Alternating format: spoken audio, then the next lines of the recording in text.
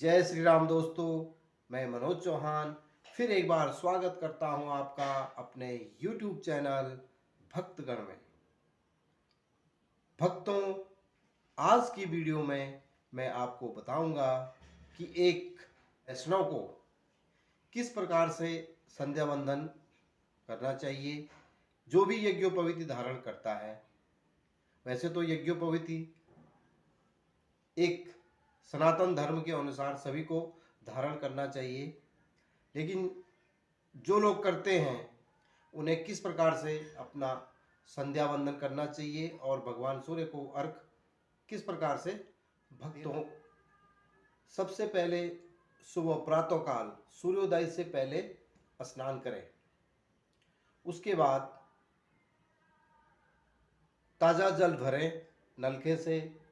आपके घर में ताज़ा पानी आता होगा और आचमन आचमन करें। आचमन रखनी चाहिए, ये आचमन करना चाहिए। सबसे पहले इस हाथ के जो ये वाला भाग है, यहाँ पे इसको ऐसे रख करके आचमन इस प्रकार से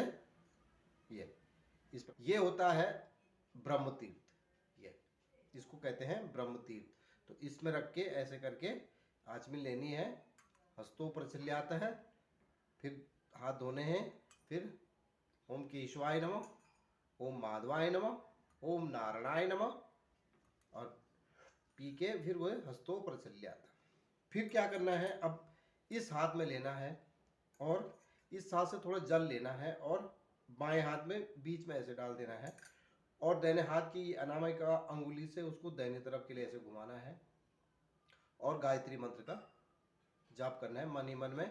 और फिर उसके बाद गंगे च यमुने चैव गोदावरी सरस्वती नर्मदे सिंधु कावेरी जलस्मिन् सत्रिधुम कुरु मंत्र बोल के इसको पीछे की तरफ फेंक देना है। इससे क्या होता है, हमारा शरीर पवित्र हो जाता है, शुद्ध हो जाता है। उसके बाद क्या करना है कि जल को अपने आसन के चारों तरफ डालना है। अब हमने शरीर शुद्ध कर दिया, अब आसन शुद्ध करना है। आसन के चारों तरफ डालना है और मंत्र आता है तो मंत्र बोलना है। ओम अपवित्रम पवित्रो वा सर्वावस्थाम गतोपिया यह स्मृत पुंडरीकाक्षम सेवायम अभ्यंतरम शुचि। इतना हो गया। उसके बाद आपने थोड़ा जमीन में अब भूमि धरती मैया को प्रणाम करते हुए अपने आसन को शुद्ध करना है।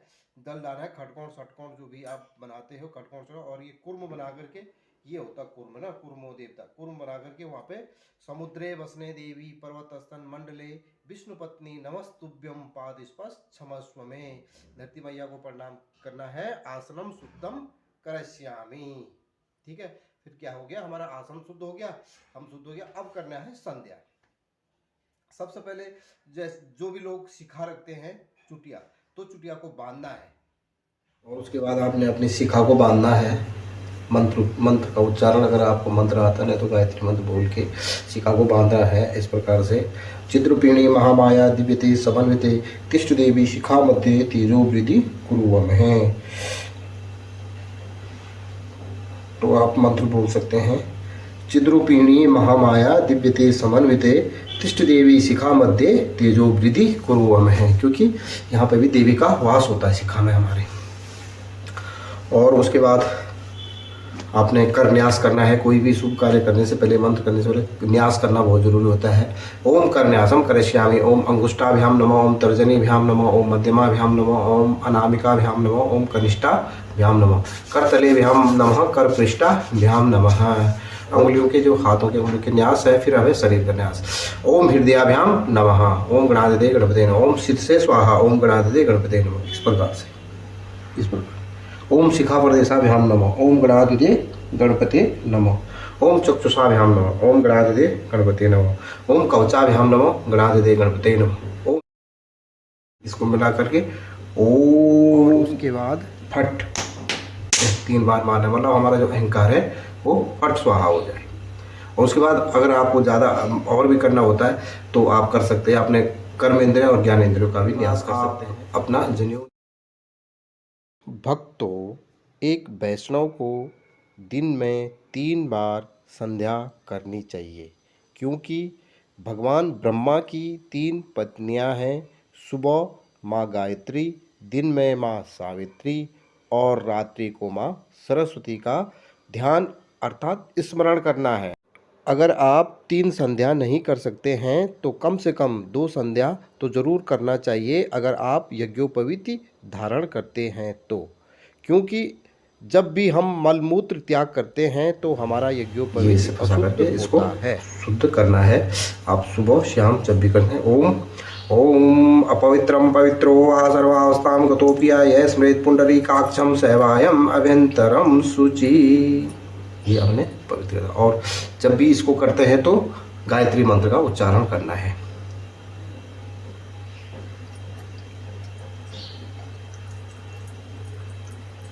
और वैसे कहते हैं कि हमेशा जो है अपना तर्पण देना चाहिए, तो आप तर्पण भी दे सकते हैं डेली। जैसे ओम, ये होता है पितृतीर्थ, आपने पितृतीर्थ में ओम, ये पितरों को तर्पण देना है और देव तीर्थ से देवताओं को। अंगूठे से लेकर अनामिका तक के स्थान को देव तीर्थ कहते हैं। आप देव तीर्थ से और उसके बाद आपने माँ गायत्री का जाप करना है कम से कम 7 बार, 21 बार और 108 बार, जितना भी आप कर सकते हो। आपका टाइम तो आप 21 बार कर सकते हैं।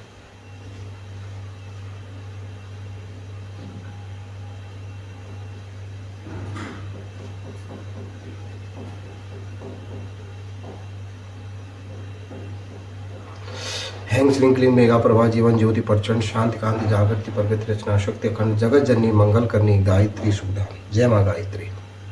तो दोस्तों मैं यहाँ पे 21 बार करता हूँ, मतलब माला 108 माला में ज़्यादा दिखावा और एक तरफ से वो होता है, तो आप अपनी उंगलियों में कर सकते हो।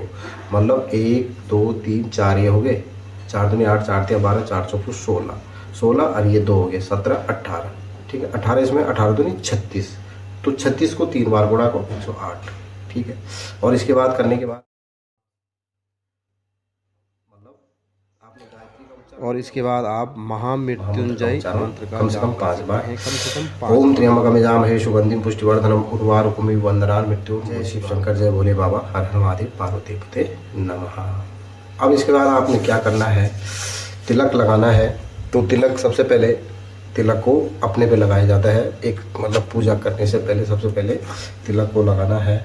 और तिलक आपने बनाया है तो ये चंदन, सफ़ेद चंदन है, तो इसका आपने तिलक बनाया। तो सबसे पहले तिलक क्या है, मतलब तिलक लगाना ज़रूरी है।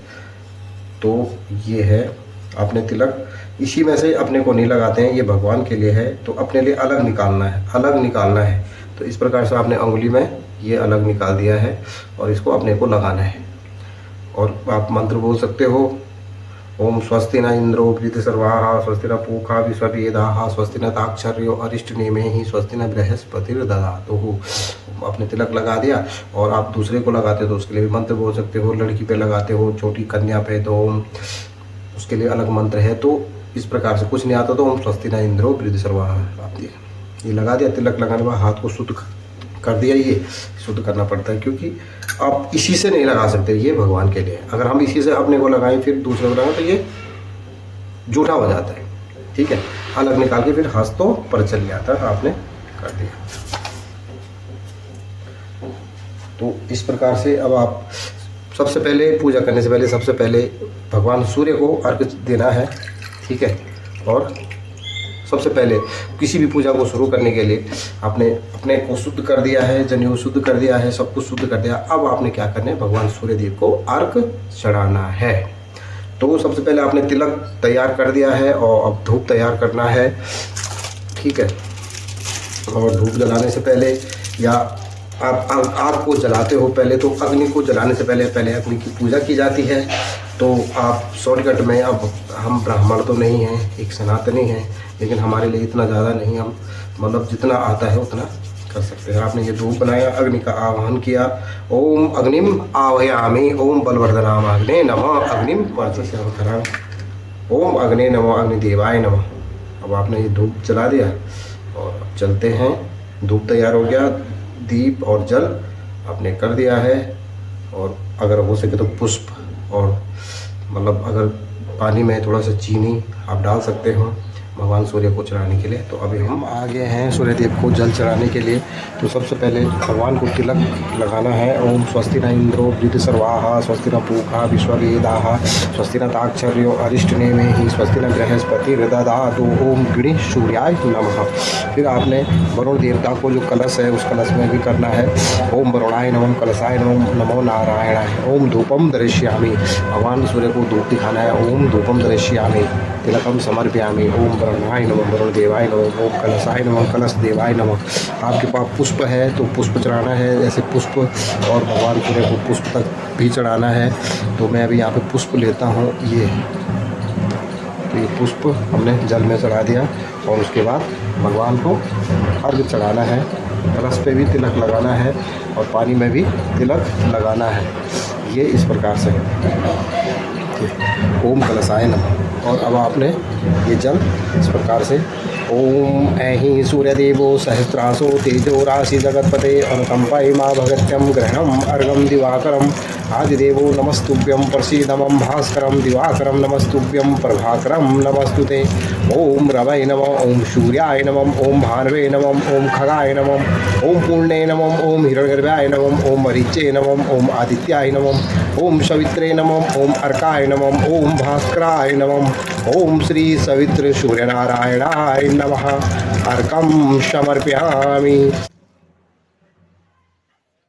थोड़ा जल लोटे में बचाना है और उसको अपने चारों तरफ फेंकना है ताकि चारों दिशाओं से भगवान सूर्य आपकी रक्षा करें। और उसके बाद जो जल आपने भगवान को चढ़ाया है जिस पात्र में, उस जल को लेना है और अपनी चारों अंगुलियों, पांचों अंगुलियों को मिलाकर अपने आँखों पे लगाना है, क्योंकि जो हमारे आँखें हैं वो सूर्य का ही अंश हैं। और ओम चक्षुषाभ्याम नमः करके लगाना है।